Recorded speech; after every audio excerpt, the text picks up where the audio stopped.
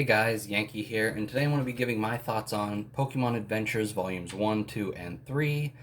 This covers the Red, Blue, and Green story arc.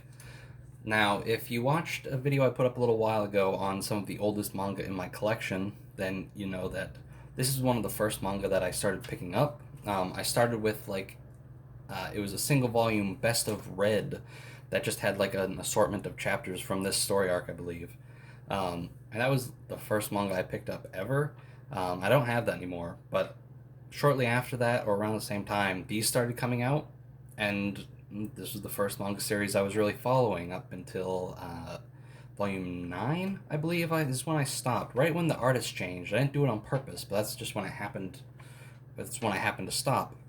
Um, anyway, I'm going to be talking about the first arc here, and sort of because I read these a long time ago, I sort of have like a special place in my heart for them, but going back to them, I'm sort of mixed on them.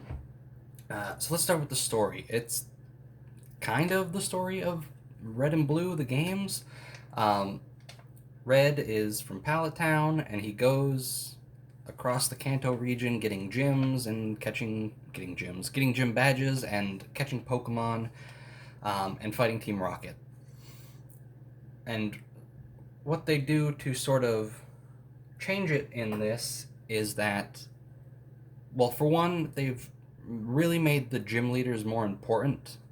Um, because in the original games, outside of like, I think in Vermilion City, when you go there, Misty shows up to tell you about Diglett Cave. And that's the only real interaction with the gym leader outside of the gym I remember from Red and Blue. It's been a long time since I played them, though. And of course, Giovanni.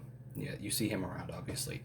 Um, but in the first volume, we see Koga just in Mount Moon, and we learn that he is also Team Rocket. And they do this thing where they basically split the gyms in half. Half of the gym leaders are good guys, the other half are Team Rocket. So on the good guy side, we've got Brock, Misty, Erica, and Blaine. Um, but we also learn that Blaine was once a member of Team Rocket that sort of betrayed them. And then on the villain side, we have Sabrina, Lieutenant Surge, Koga, as I said, and of course Giovanni. And so you, we have sort of the gym leaders. They're not what they are in the game, I guess. Especially by the end, like at the start, when Red first faces off against Brock, um, it seems like the normal gym challenge or whatever, where anyone can compete and win a badge and go on. But then by the end, like they create a machine that is powered by 7 gym badges, and they kind of act like it would be hard to get them, or like that they could only get them from Red or Blue, um, which is just confusing because they the early gym leaders are the easiest ones to defeat, right? The first, second, and fourth gym that you fight in the games are the good guys, and Red beats them early on.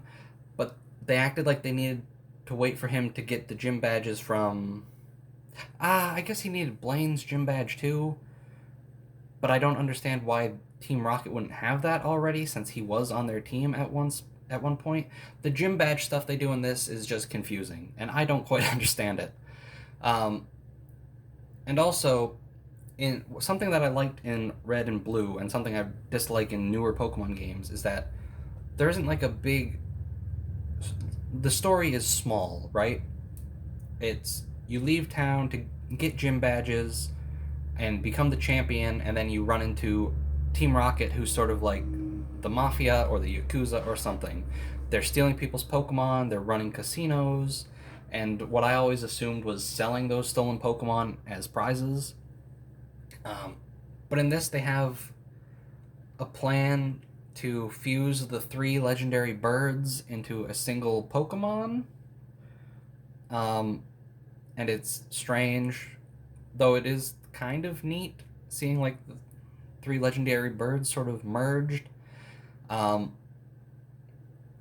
One thing that I did like about that though was sort of the Eevee. Like that's sort of how they showed all the evolutions in this series. Where like in the Pokemon anime, you have that episode where they meet like the family that have all their Eevees. Like the three oldest brothers have Jolteon, Flareon, Vaporeon, and the youngest kid has just an Eevee, and he decides not to evolve it.